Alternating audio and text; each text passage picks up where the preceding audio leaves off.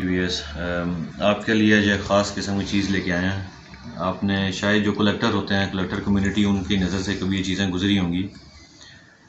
तो मेरे पास कुछ कलेक्शन पड़ी हुई थी इनकी, तो मैंने कहा आपको इनके बारे में भी थोड़ा सा बता दूं कि क्या चीज़ें हैं, कहाँ से आते हैं, क्या ये है, क्या बेसिकली इसकी हिस्ट्री क्या है। सर ये कुछ मेरे पास कलेक्शन है लाइबेशन कप्स की। लाइबेशन कप ये इस तरह की चीज़ होती थी, चाइनीज़ ज़्यादा मोस्टली यूज़ करते थे। बल उससे पहले अगर आप हिस्ट्री में चले जाएं तो आज से कोई 600 साल पहले भी ये लाइबेशन कप की हिस्ट्री होती थी, जब दो ग्रुपों के दरमियान लड़ाई होती थी, जंग होती थी और सुलह होती थी, या किसी भी इस चीज़ में खुशी हुई, किसी वो मुआहदे पे पहुँचे, तो इसके अंदर वो शराब डालते थे। और इसको तरीका उसका ये होता था कि दो हाथों से ऐसे क्रॉस करके बारी बारी वो उसी एक कप से दोनों पीते थे। हिस्ट्री ये थी बेसिकली लाइबेशन कप की। तो क्योंकि उनके ऊपर बड़ी ख़ास मौके के लिए होते थे, तो उनके ऊपर ख़ास किस्म की डेकोरेशन करते थे। वो ज़रूरी नहीं होता था कि ये बहुत ज़्यादा इनके अंदर मतलब किलो के हिसाब से लस्सी डालें।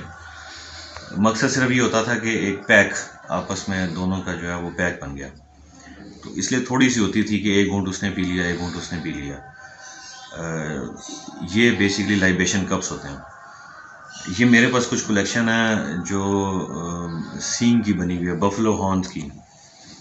कुछ लोग इसको कहते हैं कि ये गैंडे के बने हुए हैं, मगर गैंडे की कलेक्शन मेरे पास नहीं है। अगर मैं उसको बोलूँ, एक दो चीज़ों के ऊपर मुझे डाउट है, वो मैं कभी बाद में चेक करवाऊँगा। अल्लाह करे बीच में गैंडे के हों। बस मेरे जो पर्सनल एक्सपीरियंस और ये कलेक्शन जमा करने के बाद जो मुझे पता चला, वो मुझे लगता है कि वो नहीं है शायद।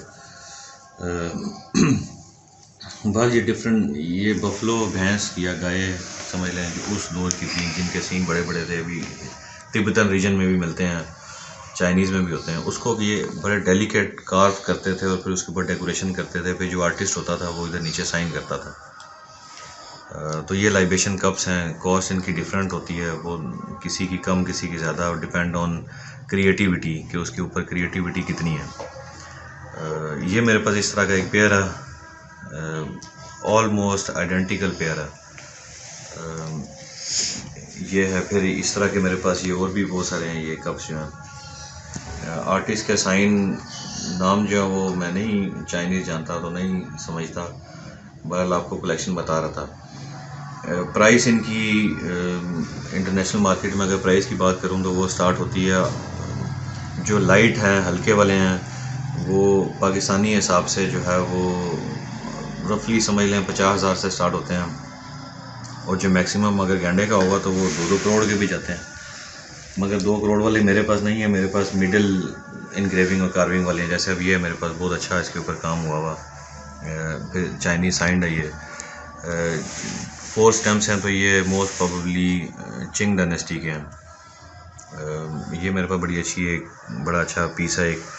फिर मेरे पास एक ये बहुत अच्छा एग्जैक्ट डिट्टो इसकी कॉपी जो है ना, एग्जैक्ट शेप, आम आइज़ जो है नॉर्मल आइज़ से आप जज नहीं कर पाएंगे कि ये गैंडे का है या बफलो का है। इसके ऊपर मैं आपको कह रहा था कि मुझे डाउट है, ये मैं बाद में इसके ऊपर रिसर्च करवाऊँगा और देखूँगा।